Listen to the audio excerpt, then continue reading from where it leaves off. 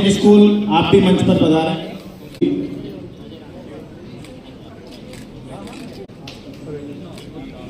कोणार्क जी,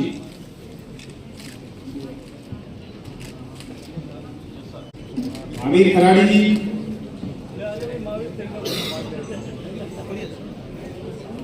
RJ सुफी जी, global foundation द्वारा आयोजित आज इस गरिमामयी कार्यक्रम में मंच पर उपस्थित यशस्वी विधायक और भगवान का वेश धारण करके देश और समाज और हिंदुत्व और सनातन की रक्षा करने के लिए अपना जीवन समर्पित करने वाले श्रद्धेय बालमुकुंदाचार्य जी, मंच पर उपस्थित प्रिंसिपल भवानी निकेतन सैनिक स्कूल आदरणीय मनीषा सिंह जी, मेरे मित्र जय आहूजा जी, आदरणीय श्री महावीर खराड़ी जी, आदरणीय गोपिका खुंगारोज जी, आदरणीय राजेश जी भाई साहब, मंच पर उपस्थित इस कार्यक्रम के सूत्रधार और असीम ऊर्जा के धनी भाई अमरजीत ठाकुर जी, सभागार में उपस्थित सभी देवियों, सज्जनों और प्यारे युवा साथियों, आज इस कार्यक्रम में आप सब लोगों के बीच में आना मैं अपना सौभाग्य समझता हूँ, लेकिन आज मेरा आ सकना जो है वो पूर्ण रूप से अमरजीत ठाकुर की इमोशनल अत्याचार करता है। हम सब इस बात को जानते हैं कि हमारा देश बदल गया। आजादी जिसको हमने इतने सारे बलिदानों के बाद में प्राप्त की थी, हजारों हजार लोगों की कुर्बानी के बाद में लगभग 1.5 शताब्दी से ज्यादा की गुलामी के बाद हम आजाद हो पाए।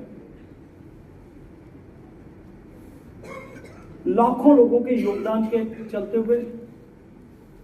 और भारत के स्वतंत्रता संग्राम के जन आंदोलन का स्वरूप लेने के कारण से, जिसमें भारत का आम जनमानस जुड़ गया था। देश भारत के इनॉग्रेट ट्रिप के इस समायोजन में हमारे केंद्रीय मंत्री शेखावत साहब का मैं मेरी ओर से स्वागत करता हूँ, अभिनंदन करता हूँ, साथ में बहुत सारी शुभकामनाएं प्रेषित करता हूँ। उपस्थित सभी अतिथिगण, हमारे आहूजा जी, अमरजीत जी और इस आयोजन को जिन्होंने भी सजोया है, खूबसूरत बनाया है। 2014 से जो परिवर्तन आया, ये ऐतिहासिक परिवर्तन आया है और उस परिवर्तन के बाद आज पूरी दुनिया